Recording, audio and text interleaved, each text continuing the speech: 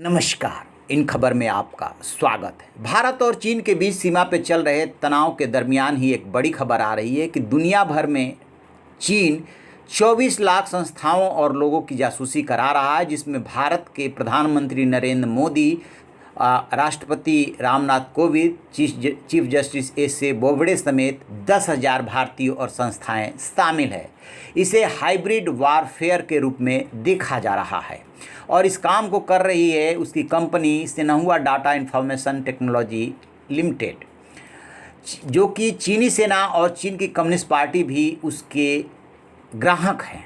अंदाज़ा लगाइए company data इकट्ठा करके किसको दे रही है और कंपनी कहाँ से डेटा इकट्ठा करती है। तो जो आपके ओपन मार्केट में प्रोफाइल है वहाँ से लेती है, जैसे कि आपका Twitter account, Facebook, LinkedIn, Instagram, TikTok account, और इसके अलावा वो जासूसी करके भी जानकारी जुटाती है, जैसे गुप्त बैंक रिकॉर्ड, जॉब आवेदन, मनोवैज्ञानिक प्रोफाइल कि आप क्या सोचते हैं, क्या देखते हैं, ये सब डेटा उसने जुटाया है।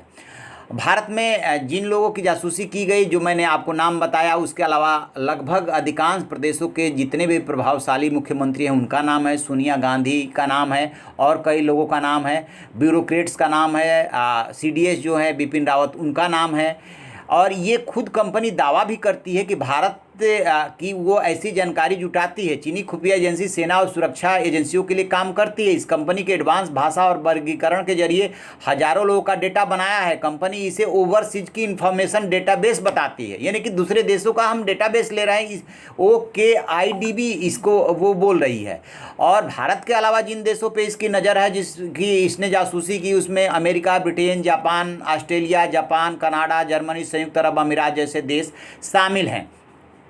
अब सवाल ये उठ रहा है कि एक्सपर्ट्स इसे हाइब्रिड वारफेयर के रूप में मान रहे हैं। अभी हुआ क्या था कि रूस ने क्रीमिया पे बिना किसी रक्तपात और युद्ध के कब्जा कर लिया, उसको भी इसी रूप में देखा गया। चाइना भी उसी राह पे है। तो चीन की जो पीपुल्स लिबरेशन आर्मी है वो हाइब्रिड वारफेयर के लिए असीमित युद्ध कौशल नाम से रणनीति बनाई थी 1999 में। उसके तहत हिंसा को सेना से आगे ले जाकर के नेताओं, अर्थव्यवस्था और तकनीक की दुनिया में शुरू करना था। इस नए युद्ध के मास्टरमाइंड चीन के कर्नल कियाओ लियांग और कर्नल वांग सियांग सुई थे। हाइब्रिड वारफेयर के तहत चीन ने अपने दुश्मन देश में सामाजिक विद्वेष को बढ़ाया, आर्थिक गतिविधियों में बाधा डाली और संस्थाओं को खोखला किया, राजनीतिक नेतृत्व और उसकी क्षमता को कलंकित किया। ये उसकी स्ट्रेटजी है। इसी स्ट्रेटजी के तहत वो ऑस्ट्रेलिया में, भारत में, अमेरिका में ये काम कर रहा है। 10,000 भारतीय शामिल हैं और पूरी दुनिया में 24 लाख लोग और संस्थाएं इस हाइब्रिड वारफेयर का शिकार हो रहे हैं। आपको बता दें कि अभी इस बात का खुलासा हुआ है, चाइनीज नागरिक ने ही इस बात का खुलासा किया है कि जो अभी ये कोरोना है, ये बायोलॉजिकल वारफेयर है, ये जानबूझ करके छेड़ा गया है, ये कृत्रिम है। ठीक उसी की तर्ज पे ये हाइब्रिड वारफेयर है चाइना का, जो जासूसी का काम वो कर रहा है और भारत तो उसके निशाने पे हमेशा से रहा है। ये इसके तहत जो है चीन की रणनीति सूचना प्रदूषण,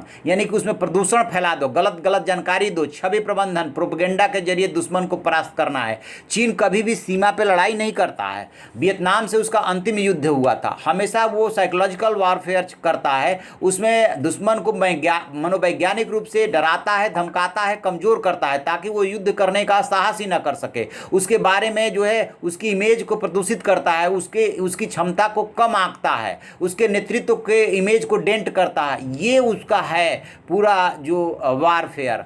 और अब ये पकड़ा गया है, इसके बारे में जानकारी मिल गई है। अब देखते हैं कि इस कंपनी को ऐसी जानकारी इकट्ठा करने के लिए प्रतिबंधित किया गया, उसके बाद क्या कदम और उठाती है पूरी दुनिया, क्योंकि पूरी दुनिया में इस बात को लेकर के रोष है। अभी उनके 224 ऐप को जिस तरीके से भारत ने बैन किया और पूरी दुनिया में आवाज़ उठ रही है, आगे चीन के खिलाफ और कार्रवाई हो सकती है। तो आप ऐसी खबरों के लिए देखते रहिए हमारा डिजिटल चैनल इन खबर। Thank you.